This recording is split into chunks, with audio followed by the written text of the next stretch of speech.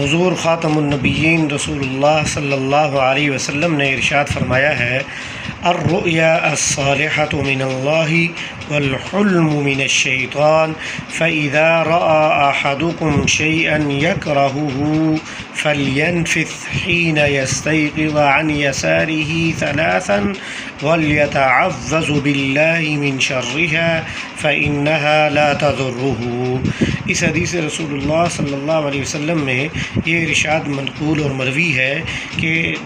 اچھے خواب جو ہیں وہ اللہ تعالیٰ کی طرف سے ہیں اور برے خواب جو ہے وہ شیطان کی طرف سے ہوتے ہیں۔ جب کوئی شخص کوئی برا خواب دیکھے تو اس کو چاہیے کہ وہ جب بھی بیدار ہو، جیسے بیدار ہو تو اپنی بائیں جانب 3 مرتبہ وہ جو ہے اپنا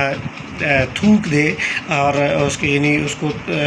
تھوک دے، اس کو ناپسندیدگی کا اظہار کرے، اور وَلْيَتَعَوَّذُ بِاللَّهِ مِنْ شَرِّهَا فَإِنَّهَا لَا تَضُرُّهُ، اور ساتھ میں شیطان مردود کی پناہ اللہ تعالیٰ سے طلب کر لے تو وہ خواب بد جو ہے اس کو نقصان نہیں پہنچائے گا۔